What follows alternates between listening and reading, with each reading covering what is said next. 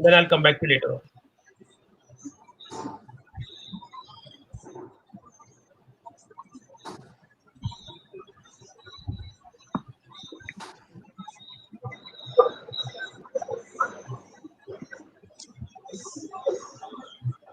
Hi, hello friends. My name is Asslam Shaikh, your host for this evening, and I'm founder and CEO of Alif, a platform to promote the global perspective of education and career. This is our ninth webinar in the series and has been broadcasted live on Facebook and YouTube channel at present. Every Friday, we aim to bring in valuable speakers to discuss the topic that are important to you and help students and parents for taking a wise career decision. So let's move on to our today's topic. And today's topic is Next Gen MBA. That's Next Generation MBA. To discuss this exciting subject, we have with us the eminent panel of speakers from Ireland and India. Let me do the honors of introducing them. I welcome Mr. Prasad Kohli. Hi, Prasad. Mr. Prasad Kohli. Hi, good. Mr. Prasad Kohli is the head of student and recruitment for South Asia and Turkey at Dublin Business School, the largest autonomous business school in Ireland. He has completed his double masters, that's an MBA from Liverpool John Moores University of UK and MSc in international business from DBS. He worked at various roles for DBS in the last 14 years and has traveled extensively across the globe. He has rich knowledge in international education and he is widely respected in the Ireland and Indian education sector. We welcome you, Prasad. Thank you. Thank you very much. Pleasure to be here. Thank you. The next speaker is Dr. Aruna Deshpande. I'm Dr. Hello, Aruna. good evening. Good evening. Hello, sir. Good evening. Good evening. Dr. Aruna, she is a PhD in business management, MCOM, MPM, DCA, and NET qualification in her academic feather. She is having an industry and teaching experience of 28 years, including 20 years as an academician specialized in human resource management and general management. Currently working with University of Mumbai as associate professor in human resource for the last 15 years. She's also an associate professor for the Alkesh Dinesh Modi Institute of Financial and Management Studies. She is a certified ICC member of Diversity and POSH. She has been a committee member Board of Studies to design syllabus for undergraduate and postgraduate management courses. We welcome Dr. Aruna.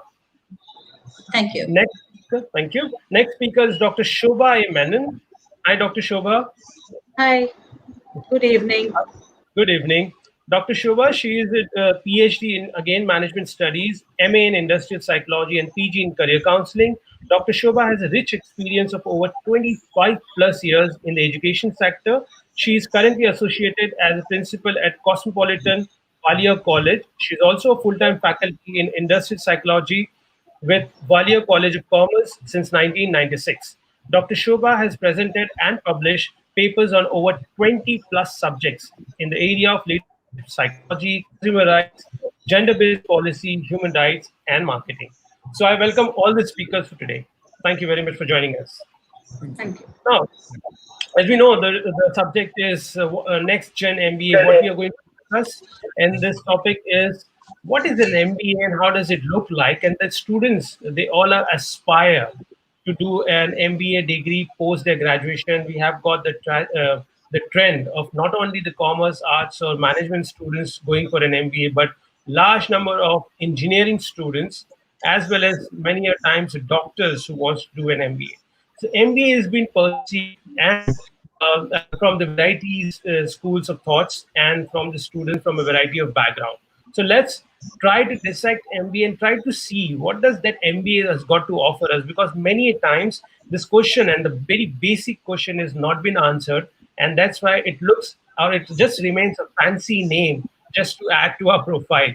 So let's try to have these eminent speakers to try to educate us on various aspects of MBA degree. So my first question would be, let's start with the basics, and I believe I'm a firm believer of having a basic rights. So let's start with, what is it MBA is defined and how does MBA meant for? So may I request Mr. Prasad, Dr. Aruna, and Dr. Shobha, starting with Prasad first, that how do you define MBA in a short and crisp manner for the students to understand? Yeah. So I'm no lecturer or professor, but from my recruitment in dealing with MBA graduates, and me being an MBA graduate myself, I think it's an MBA. It's also known as the Master of Business Administration. Is something a degree in general business that will equip you both in terms of multi-talented, technical, strategical, and more importantly, leadership. So it's a degree that would prepare you for a managerial or a leadership roles, and it is a bit different from other degrees in MSc Management Practice or various other business degrees. That there's more emphasis on the general business, especially at the strategic senior level management. Thank you, Prasad. Dr. Aruna, how would you define MBA? Yeah, see, MBA as universally it is called, that is Masters in Business Administration. But in Mumbai University, people call it as Masters in Management Studies. Okay, so basically managing businesses is the main ground for this whole study. That how do you manage businesses? How do you plan businesses? How do you organize the resources? How do you actually strategize? So strategy, leadership, goal setting, all these things are the main aspect for management. So any business or any venture that we have to run in this so you need to have these basic knowledge of these concepts. Plus, as again Mr. Prasad said, the leadership. How do you take your team ahead in completing these goals and objectives? So Right. preparing that preparedness among the people, among the people who want to get into this aspirational management field is what we look at, when we talk of grooming students for management. Right. Thank you, Dr. Aruna.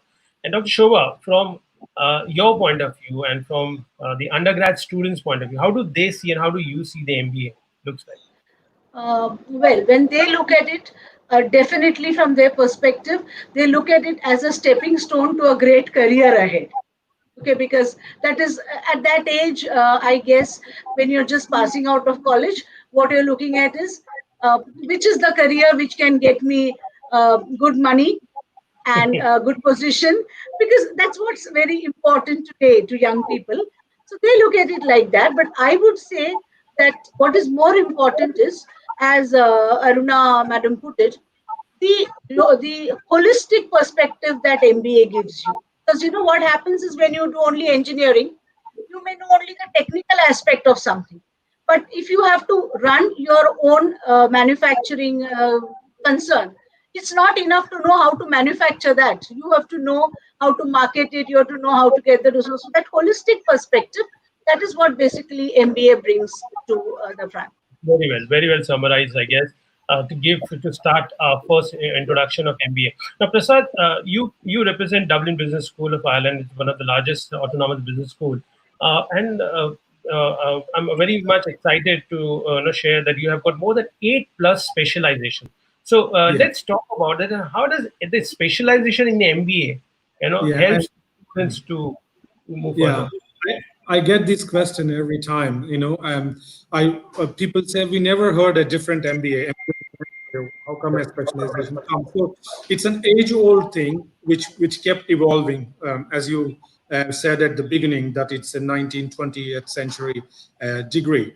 But I think with everything, the time changes everything. I think at this time, as we said, the key skills, I think Dr. Shobana and Dr. Haruna both agreed that the strategy, the leadership would be the fundamental stones for MBA.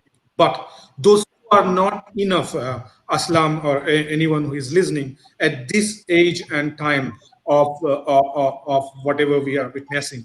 The problem is an MBA or someone who completes an MBA need to know at least one specialization where he has more emphasis on, or where he leads the change, or drives the change in the organization. So that's the reason we brought in, the traditional specializations like marketing, human resource management, and finance. But we also have the contemporary ones like project management, information systems, and cloud computing. So someone that could have a bit more specializations compared to the old traditional MBA. So, just try to understand, like from student point of view, that when you say specialization, then how do I know that how much time in the total duration of MBA I spend for general courses and how much time do I spend for the specialized course? Yeah, it's usually 60-40. So 60% you would have the strategic management module. You would have the leadership module, and you would also have the key areas such as marketing and financial analytics, which are the key areas for any MBA. And depending on which MBA you choose, say someone wants to, like someone Miss Dr. Shobana pointed out, an engineering graduate, right? You like when he wants to do an MBA, he doesn't want to do all business degree. He's not from a BBA or a BCom background. He's from an engineering background. He wanted to have management, but at the same time, he doesn't want to divulge too much from his engineering or computer science background. Someone like the MBA information system or for MBA cloud computing, So that's the main idea of bringing these specializations as well. Dr. Aruna, so in India, when we look at MBA, so how do students look at the specialization, or what should they ideally do when they don't know how to choose a specialization? So, what's your suggestion in that Yeah, specialization? this Yes, this is a very crucial question because when students come for this course, they come with a mindset that they want a good job or they want a good career, they want a good package. They come with this mindset, but then here we do their aptitude. We try to understand. We introduce them to the general business management subjects. So basically, it is about general management where we teach them in the first year. That is, we give them the complete business running base. Like we talk to them about marketing, we talk to them about financial aspects, we talk to them about importance of projects, human resources, all these functions, IT, and we give them a strong base of general management subjects. Okay, and then they opt out for specialization based on their aptitude. So based on their basic graduation skills, if they are engineers, so if they want, and another very important thing is the industry aspect.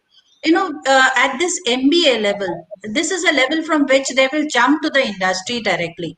They'll go to the job. 90% of them will go for working or setting up their own businesses. So we need to provide them, we need to groom them from those aspects where how the whole business is can be balanced on this Kaplan's 4 model of the balance scorecard. So where you talk of people, where you talk of finances, where you talk of markets, and where you talk of internal processes. So Right. in the marketing we prepare that mindset for students, and then accordingly, depending upon their job market, the area they've specialized, and the industry. So if a technical person, an engineer person wants to get into a technical company, it's a different, it all depends. They may get into service sector also. With today information technology and cloud computing coming into all these fields, like even we know that finance line or marketing line, or that is marketing research especially, or even in HR, employee data, everything is computerized. So at Right. every field we need these type of specialists also. Hmm. So how do you access? So it's a complete matrix, the way we map their competencies and their job profiles and their aptitudes and the requirement of the industry. So it's a very crucial aspect when you talk of you know uh, placing them in the industry Right. for their careers. Right. So, Yes. the students, I mean, you have got a lot of specialization options available, as Prasad said, as Dr. Aruna said. And one very important aspect Dr. Aruna find out is that you got to go through your aptitude. So you may want to first find out that where your interest as well as your aptitude lies, and then maybe that you would want to connect that aptitude, that interest, that strength of yours with this specialized subject you would like to pursue. Now, taking this point further, Dr. Shobha, when the undergrad students, when they are going through this phase of, say, in the second year or final year, mostly the final year of study, where they suddenly become serious about their, next step of action. So, how do you see they are preparing themselves, and what is your advice? What should they do in the final year in order to take this decision? what happens, at least in the Mumbai universities, we have a program called Bachelor of Management Studies, BMS, which is offered at the undergraduate level. Now, about 2 years back, when the syllabus was revised, what they did is they introduced specializations in BMS from the second year BMS level. So, at the second year level, kids could opt for either marketing or finance or HR. Okay. Now, not many of them are really well versed with what they should take, but then, somewhere, if not anything, they will know at the end of their graduation that, well, I am not cut out for marketing, so I think I should try finance, or I'm not, HR is not my area. So that is one thing. And I would like to second what Aruna madam said in terms of the background with which you come. Now, if you have a person like me who has graduated in psychology and done a post graduation in industrial psychology, then by default HR or anything related to HR should Right. be my area. Whereas somebody who's done a BAF, say Bachelor of Accounting and Finance, if they are planning to do an MBA, then their focus should be more towards some other finance subjects. So that way they could take a choice. Okay, that's a very valuable input, I guess, for the undergrad students who are listening to Dr. Shobha. That how can you map up your further step, towards the MBA, and that brings to me the next question, wherein if I'm prepared now, I've done my aptitude, and I'm clear that what do I want to do with that. What are the general requirements do I need to comply with before I become eligible and to apply for any MBA degree? So if I ask you, Prasad, for your business school, which is very famous, we have our students, and we have got a student success story as well. I just wanted to share here that students who joined your school, I think in his 11th month, when he was doing his MBA, he was offered placements at Dell Technologies, and now he's been working there for last 2 years. He's from Mumbai only, the DJ Sangvi students. So he came to us and he got the guidance. But what happens in the general market? Students have got too much of information; they do not know what exactly to take the step for.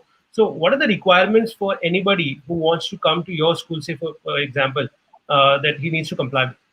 No problem. So the three main requirements would be that we need a minimum of 60% in their bachelor's to start with for qualification. So sometimes it will be at 65, 70, depending on the number of the students apply for that intake, because we tend to choose the best. But we also give an option for students who scored between 50 to 60. They might have been not so good academically, but then they might have topped that up with an very good GMAT score, or they might have had 3 or 4 or 5 years of work experience down the line, etc. So our MBA is a bit different from the traditional executive MBAs, in the sense that, again, I'm sure you might have these questions for later.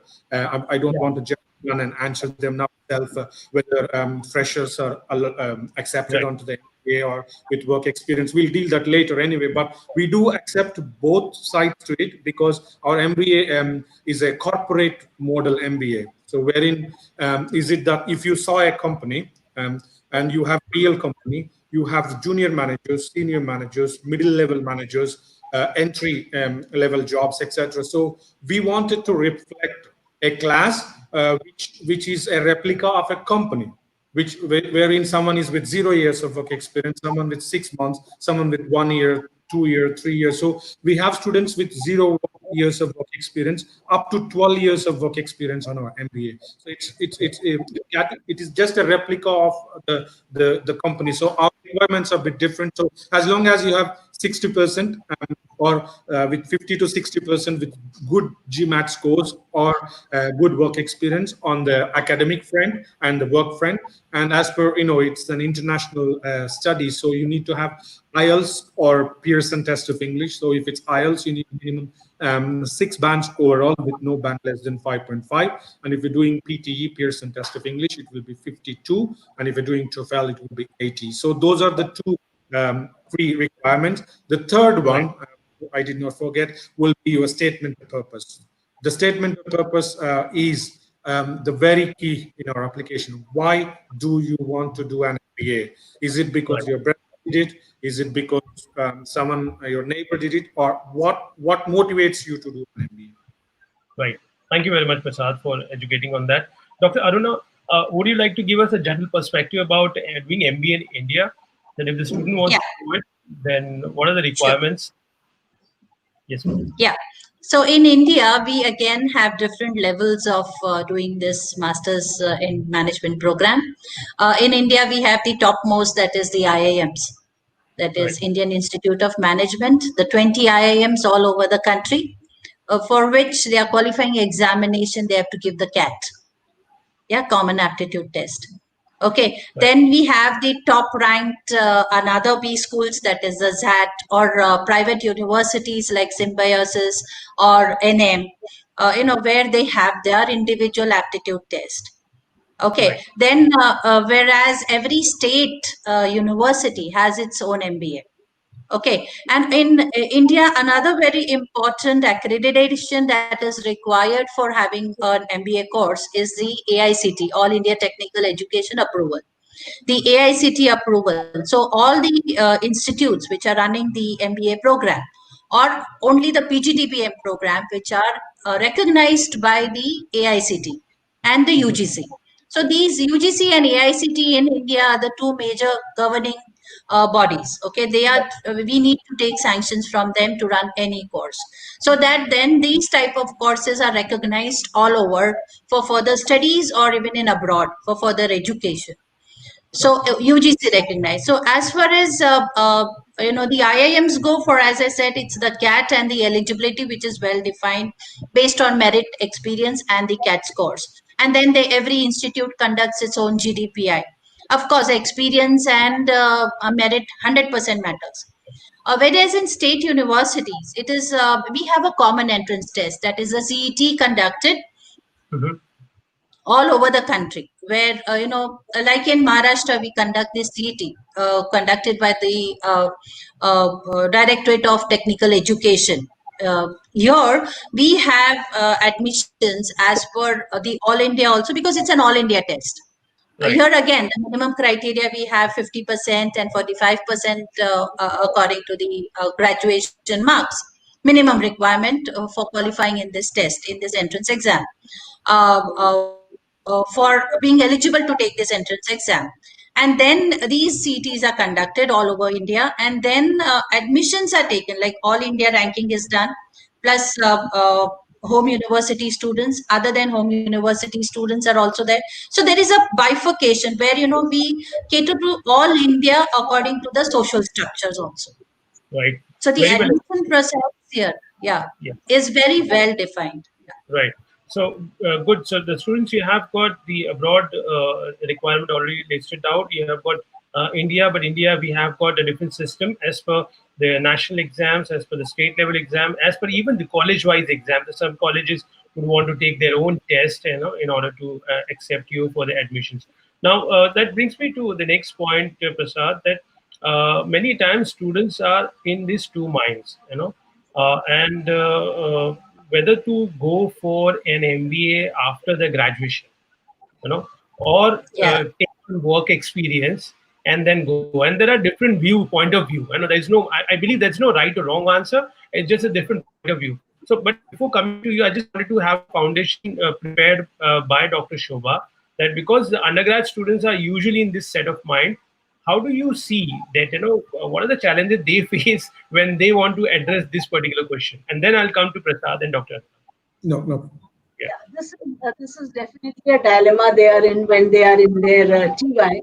But at the same time, I would put it like this: look at your own circumstances before you take a call on what you want to do, because each individual's circumstances. When I talk about circumstances, I'm referring to the kind of socioeconomic background that you come from, how important it is for you to start working immediately.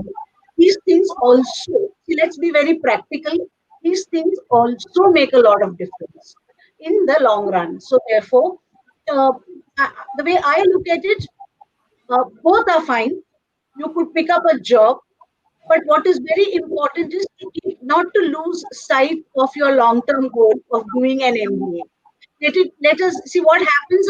A lot of times we find with youngsters is they get a job, they start getting a decent sum of money, and they are so happy that now they don't have to ask parents for pocket money anymore, that Right. then the temptation to not leave the job is very high, not realizing that this job can take you up to a point, but at a point you will get stuck up when you are not able to progress ahead, and you may find that somebody else who joined after you but with an MBA got ahead of you, and by the time probably you're a little too old in life, or you are already settled down with a Other family and social stuff like obligations. that. Yeah, you Yeah. can't then do it. So of course you keep your circumstances in mind, but I would say don't lose your larger focus. Okay, so a very balanced outlook Dr. Shobha has provided. Prasad, you definitely must be facing this question everywhere, Yeah. wherever you travel The, across the yeah, world. So, how's your 99, answer? 99 students out of 100 ask me. That's the problem I have. It's again, so as Dr. Shobha put it, it's a chicken and egg argument. So, which first we never know. But for me, again, as to reiterate what Dr. Shobha said, it is it's your personal circumstances that will decide.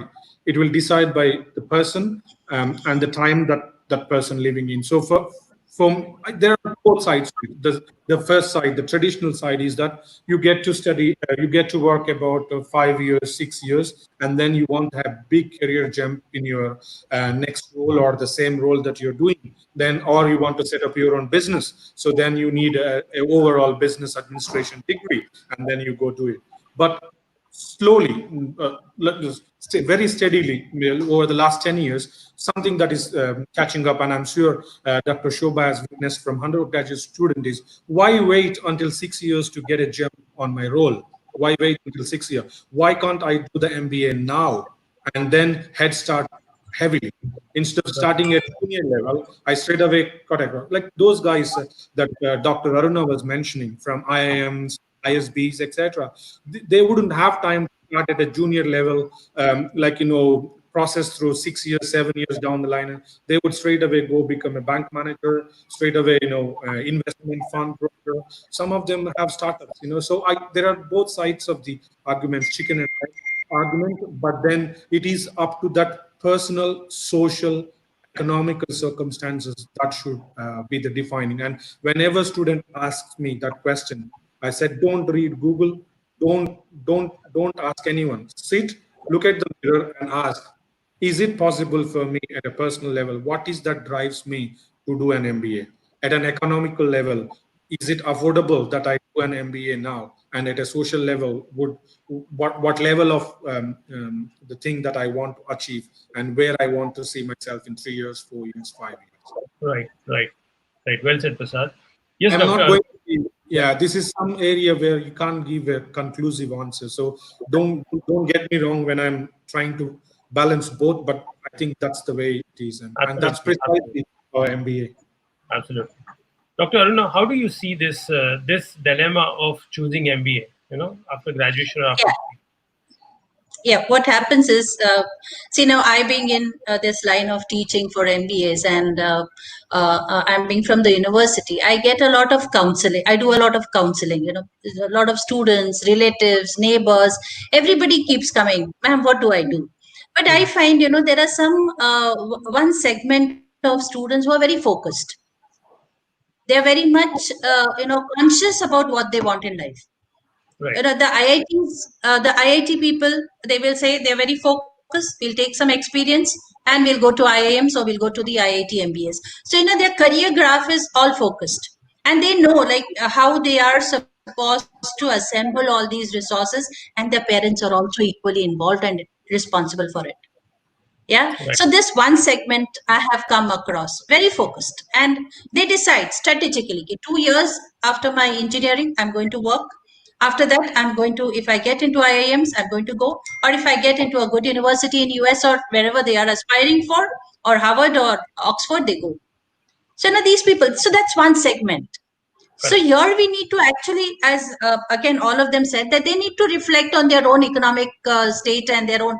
But then here the parents, and they're very well, informed about this also. So they take a lot of help of such experienced counseling. Now another segment, that is, those students who are, who are of a brilliant category. They're very brilliant, but then confused. Okay, now what should do? Whether we should go in for a job or whether we should go in for an MBA. So for this type of category, again, money. Okay, another one thing, I'll divide this into where you have the economic support and where you don't have the economic support. So where these students have the economic support, they then aspire. They start, exploring better educational background, or they want to try abroad, or they want to try IIMs. They give time, they work. So they take it casually for 2 years, and they go into their best, whatever they are aspiring for. And then we have the second category, which is again economically they can't afford. So I have seen this type of segment of students who work for 2 years, they collect their kitty, and they go into the institutions that they aspire for, and they become successful. All these people, I have seen these students now corporate leaders. Okay, they have grown to the level of strategic level in the organizations. So they are very well structured. And then we have these, the other, the third category, you can say, the local people, who want to get into the implementation jobs. Like even here, if you see in India, we have, or in Mumbai, we have these schools like Jamnalal Bajaj, which has a very strong alumni base. Okay, and the type of students going to Jamnalal Bajaj is a cream. So for them, getting a package of more than 15 lakhs per annum is like a minimum stake. Right. Yeah, and then we have other average B schools also, where the students are coming in from average backgrounds, and they get into the implementation type of job. They may not get into strategic jobs, but here we need to, like I being a management teacher, here we need to create that confidence in them, create that the can-do aspect in them, and be with them, and then guide them. So we have a very structured process where we take their psychometric, we give them a lot of exposure through internships, we give them a lot of online projects, assignments. Now, so that's how you build. Until and unless you do, you won't get that confidence. Teaching and studying is just a secondary thing today, which is easily available because of the internet. So here we need to give them that feel, and that's the future of management, I suppose, where we need to practically expose all these students to how the cause and effect of your decisions are going to have an impact on businesses. Right. So what we are seeing from the speakers is that there is no clear direct answer for you. It's a mix of all the baggages. And what important point what you can note out of this conversation is that have a look at your financial status, financial point of view, that where do you stand and can you support your MBA, whether you have got all the resources at your disposal in terms of your entrance requirement fulfillment criteria. Are you in a position to fulfill the entry criteria of different MBAs which are available? And if you are sorted out with your specialization and all, then by all means you have a choice to go out for MBA immediately after graduation. And many times I also see that students have got this kind of a wrong notion that MBA is only meant after a few years of experience, or there is experience is all needed. No, it's not right. The student may take a gap to do MBA, but that doesn't mean that experience is compulsory. There are many schools, like including Dublin Business School, which is there with us, wherein fresh graduates aspiring to do MBA, all sorted, and has got financial means, by all you can look into the MBA as an option. Yes, Prasad. One quick point to add here, Asslam, is that the traditional MBA was not so much of a practical in nature. It was all theory based, because it was just filling the gaps that these 10 or 6 years experienced persons have faced problems and how so. But if you looked at MBAs now, especially the European MBAs, if you looked at now, there is a lot more practicality attached to the program. So whatever work experience you're saying you are missing out, you will already get that. Like you have a lot of case studies that you do, like straight away you go and put one of the biggest case stories running in the newspapers that year, and you have to solve it using all the theoretical. It is not an easy thing. It's not mugging up for an exam and writing up. There's a lot more practicality attached to it, and that's how I will say, like, it's going as a fresher at the end of the 1 year, you could say that you have 1 year experience, or 2 years experience if it's a 2 year MBA. Although you studied, you not work, I would definitely say it's a 1 year experience that I have, because Right. that much of a practicality added to it. Right. So what Prasad is trying to say is a lot of integration is happening in today's academic world, wherein you're not only just confined to your classroom, or spending time at your classroom or college. A lot of industry integration is happening, wherein you are going back and forth. So you're testing your studies, going back into the industry. College is pushing you out for certain projects and assignments, and those are the live scenes, live business environment, wherein you are exposed to, and hence that can be added to your profile. So you're not sitting on another college seat, to get an MBA degree, but you are putting a lot of efforts into getting to a practical side of it. So yeah, very well taken point, Prasad. So we learn about this MBA, and whilst doing an MBA, a lot of projects are coming up, and then you do a project. So you mentioned that traditional, and you mentioned quite twice a time that there are traditional MBAs and there are modern MBAs, and the modern MBA which you're advocating or you're promoting, how this projects plays an important role. Project or dissertation, sometimes we call it, and students usually are having no clue, and they just see MBA as a study, just another study. But I think a project plays a very important role. Would you like to throw some lights onto project and dissertation, and how does it help the students to be more practical? Yeah. Again, reiterating the point. So usually our MBA is 1 year. So you have 8 months of modules with study, and then you have 4 months of the project. So the main aim of the project is to bring the practicality, the real practicality, into the course. So whatever theoretical knowledge you have got from the MBA or hypotheses that you have made, what you need to do is test them in the real world. So, say for example, when I did my MBA, I did it on a product. I did my MBA marketing, so I did it on product placement. So I had all these, fantastic ideas of product placement in the marketing modules that I have in the literature review, etc. But in my circumstances, then I wanted to come into Bollywood or Tollywood in India, where use say a Coke advertisement in a movie, and so the producer makes the money, as well as the Coca-Cola company has the brand recognition. So for you to apply that theoretical knowledge that comes from a US business school, Michael Porter, or any biggest professors, into the real local situation, you need a situation in your MBA or certain months where you apply it practically to the problem or to the situation that you want to be in the next year once you complete an MBA. And that's the reason the dissertation part or research project, in fact, that is the most important part for me. And then you have all these surveys and sampling, etc. If done correctly, I think that is the actual base that an MBA student gets. Right. And it is MBA is not finished until the stage 2 is finished. And especially with us, there are students who exit program after 8 months, and we give them postgraduate higher diploma in business administration. We don't call them master of business administration. Master, you become a master only when you have this applied project. Okay, very well established point. Dr. Aruna, do you like to educate the students in short what the dissertation means? Yeah.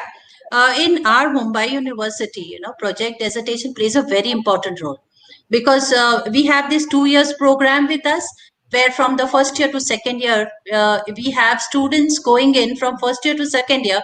They have 8 weeks of internship program. For every, according to the subject, also we give them practical projects and case studies. We teach them via case studies. But then when it comes to the course curriculum, they have to go through these 2 months of internship, 8 weeks. Right. That is from the month of May and June. which again gives them the exposure of implementation of these managerial concepts in the industry. And another very important projects that we have is in the fourth semester, where we give them projects related to management, specialization, and social relevance. Where even in society, how do you, they have to connect with NGOs, or they have to connect with companies and study their CSR models. Okay, so talking of these three projects, live projects that they have to do. So projects play a very important role to get the practical knowledge of the businesses. Right. Thank you very much, Dr. Aruna. Just off the track, since we're discussing, I've got 2, 3 questions to cover immediately. Just off the track, I've been requested personally by one of our students from Paris to show this message on screen while being on live, and that's a love which you usually get, as a teacher when you have got the students remembering you. And I believe that's nothing best than it can be. Like, I'm just putting this thing onto the screen, wherein Christopher, he's a student at present studying in Paris, and he sends a beautiful message from here that for one of our speakers, Dr. Shobha, and he got the message that we are doing this program today, and then he messaged from there that, sir, I would like to deliver this message to Dr. Shobha that we've been very notorious as a student during the college, but we really miss it. So he's missing the college days of his in Mumbai, and then he's enjoying his studies in Paris, and he's doing his masters. So just to quickly showcase that, to bring back the memory. I'm sure that's to you. Well done, Dr. Shobha. Well done. Students are our biggest exams to pass, and toughest compliments we get them. Once you got them, it's done well. Right. Right. Okay, so we are quickly moving to the next and the last section, wherein we're talking about that this is also a very important question where the students are always contemplating about that should we do a part-time MBA, should we do online MBA, should we do full-time MBA? Dr. Shobha, when the students are at this stage, so how do they see? Do they have any clarity about what is the full-time and part-time means to them, or they still need counseling on that most of the time? No, they actually lack clarity on this at that stage. No, they have no clarity with reference to this, and therefore sometimes they are misled into things, wherein they may land up taking something which actually doesn't get them anywhere.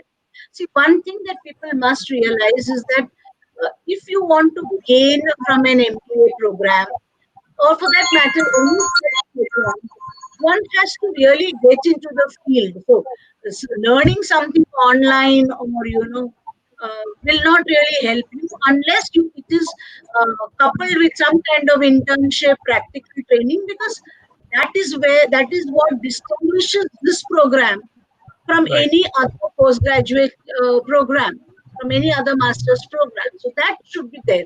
And in fact, with reference to the dissertation also, one big difference that they notice when they move from undergraduate to postgraduate levels is at the undergraduate level, they are used to learning something by heart, learning something and reproducing it in the examination.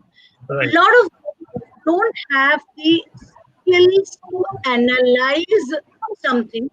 So if it's a theory, they simply learn its merits and demerits by heart. They don't get into working out, okay, what are the merits or demerits of this theory on their own, which is a very important thing that you will develop when you do a dissertation individually, independently. You will develop that skill, which is what is required in the world of work. There are no ready-made solutions out there. You've got to work your solutions through. Very well said. That's absolutely true. That the students are not used to having the project kind of atmosphere in their or in their regular curriculum, and suddenly they are exposed at the master's level to this. Dr. Aruna, what do you advise the students who are contemplating between part-time online or full-time MBA? Yeah, a very important question. See, as in Mumbai University, we have these specialized programs like BMS, or we have BAF, Bachelor's in Accounting and Finance, or we have these many type of undergraduate specialized programs. Now, see, what happens with these people is they are aware about the concepts, and immediately they want to do an MBA see, those people who are focused, they give their entrance and get in for MBA is different. But then, here then I advise personally for these specialized students is to take some experience, get the feel of what we have studied of the basic fundamentals in the graduation, and then go in for an MBA. Because then that application maturity you'll get in Right. BMS or BAF or accounting, all these specialized become specialized graduate programs. Right. Now, when you talk of other part-time MBAs, like in Mumbai University, we have a masters in marketing management, we have masters in human resource management, we have masters in information technology, we have masters in financial management, we have MSc finance also. Now, these are all specialized type of programs where we need 2 years of work ex. Okay. So And the Mumbai duration of, University says that duration of these MBAs are duration of 3 years. 3 years. Yeah, it's a 3 years program, Right. and we need 2 years of work experience. But So that's for part programs of, like MSc Finance, yeah. yeah. So MSc Finance, we need 2 years full time. Its program it is. So here we don't need experience, but we need experience for the other part time program. Right. So, Prasad, this brings me to this question that you mentioned that your MBA is for 1 year. So, how do the students generally complete, which otherwise they complete the MBA here in India and they're used to having this mindset of 2 years or part time 3 years MBA? How do you try to complete this MBA program in 1 year time? Yeah. So it's again, it's a chicken and egg argument whether it's 2 years the best or the 1 year is the best. I think the 2 years one is more from the US style of management thing, whereas the 1 year one is more of a UK type of thing. That's why you will see that almost 99% of the MBAs from US, it will be 2 years. Whereas if you looked at UK, opposite to it, 99% it will be 1 year MBA. It's again, I would call the 2 years MBA the very traditional MBA, and the 1 year MBA, as you put it, our title of the story, next generation MBA, or if not already with modern MBA. So it is so rigorous that you would have to spend a lot of time on a theoretical basis in libraries, in research, etc.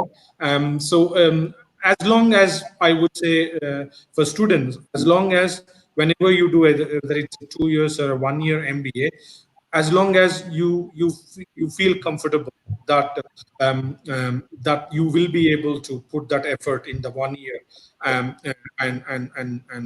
not looking for but bit more time on your MBA, then you should be, and make sure what level of qualification that you get. Sometimes it's called 1 year, but you just end up getting a postgraduate diploma, not a master's. So you make sure what level of qualification at that institute or that country that you have.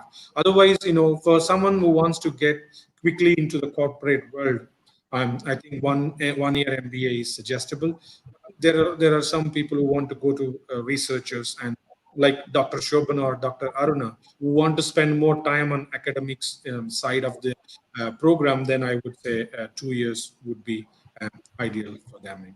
Okay. Well, so just educate more about DBS, Prasad. How's this school, Yeah. business school, is different from the other European business schools, and the significance of it having in Dublin and Ireland?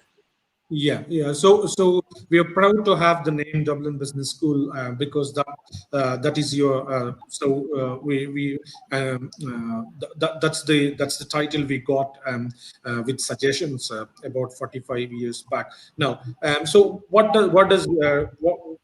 difference does Dublin Business School bring to this MBA platform? So our MBA is, as I said, is a corporate company replica. So as we said, you have students from 0 years of work experience on up to 12 or 13 years of work experience. So when it comes to, say, for example, a project under a particular, so we have group projects, say, for example, so under one particular subject. So that particular group project or a case study analysis would require someone to have it typed to submit an assignment. So you have an entry level position, someone to strategize you would have a middle management position, someone to actually drive the project at a higher level. So you kind of create the corporate atmosphere at the class itself before you go onto it. So that is one peculiar thing about DBSM. No other MBA in Ireland accepts students with 0 to 2 years. They would all require either probably 2 years onward. They would require some sort of, but our MBA is more of an inclusive MBA. Again, you would see some MBAs asking you whether you had a business background before. Our MBA lets anyone, regardless of any bachelor's background you have. You have business, BCom, engineering, IT. You could be languages, English language, BA English language. You still, if you have the aptitude for a business role, then you have them. And what separate, and that's the reason we are the largest autonomous B school in Ireland. We've students from 80 plus nationalities studying with us, very much multicultural. And of these 9,500, 30% of them would be international students. Again, I've been doing this recruitment for MBAs since last 14 years. The predominant of the aspirants of MBA would be either South Asia, and if you want to pinpoint one or two nations from South Asia, it would be China and India. So I still don't know why, how. I think it may be it's the word MBA that it does, So, and that's what we are meant to give. And again, in terms of Dublin, it's one of the beautiful cities in the world. I would say I've traveled almost 50 plus countries, and if you want to call 2 or 3 cities that you like, it would be one of them would be Dublin. So it is very less populated compared to cities like London or New York, but at the same time, it has everything that a London or a New York could give you, or a Paris could give you. So that's the beauty of it. And as per the Ireland in general, it is both the physical atmosphere with all greenery, etc. Although there's a bit of a rain, which you might not like, but then the green side of the country, which is the great. And the most important is the people. They are the friendliest people I ever found on the globe. That would include India as well. So I found Irish are the most friendly people in the globe. Don't hate me for saying this, being an Indian, but that's my experience of it. And as we say, we say Atiti Devo Bhava. They do literally practice it and been practicing it for years. Right. I mean, I can just second it that, because when I was there just a couple of months ago to meet my students, and this is really, they live by this example. Even trip advisors named Yeah. Ireland twice as the most friendliest nation in the world. Yeah. And I joke with my other European countries and to their universities, and I'll say that Ireland is a very European country, but unlike European countries. So those who understand, understand. So yes, I could second that. It's clean, it's beautiful, and yeah, and Yeah, and we've also won several awards over the years. So every year there happens Irish Education Awards, which where universities and institutes of technologies and private colleges, etc., participate. So in 2018, we won the prestigious award of overall excellence in education. So what the award would mean is the best education provider for that year was Dublin Business School, and we also won best business school and student experience of the award. And I'm sure any institution or university would have this, but these are some of the awards that put you away, apart, or stand out from others. right. So, students and parents, if you are listening this, we'll be more than happy if you would like to know more about going abroad and getting to know about the school and getting to know about Dublin or Ireland or what's the process. Our team would be there to help you out. And just to wrap up this session, thank you very much for speakers for your insightful discussion. Before I could wrap up, I would like to have one point of advice from all of you, and starting from Dr. Shobha. Dr. Shobha, what would be your final advice to undergrad students who are into final year, listening or will be listening to our recorded video later on, and who may be listening to you from your school as well? What and how they should move further? like this. As I already said, look at your circumstances, keep your goals in mind. What is it that, where is it that you really want this MBA to take you? What is it? An MBA is only a path leading you somewhere. It's not the ultimate goal. So, what is it that you ultimately want to do? So keep your circumstances in mind, keep your larger goal in mind, and then make a choice as to what, or which path you need to take. Thank you, Dr. Shobha. Dr. Aruna, your final line of advice.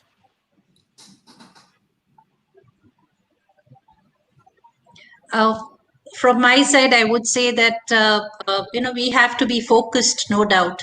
But then with this the pandemic phase, especially, which is prevailing and which is going to expose all of us to the new era, to a new lifestyle. So here we need to be very conscious. We need to be human. We need to understand how do we shape our businesses, how do we handle adversities, because at all front now the future is going to be settling down, coming out of these adversities. So having that stability and having a proper you can say evaluative decisions and based on teamwork and leadership, we have to go ahead. Thank you, Dr. So Aruna. MBA is going to help all of us for this. Absolutely right. Thank you very much. Prasad, in this COVID situation, what's your message to Indian students who wants to come?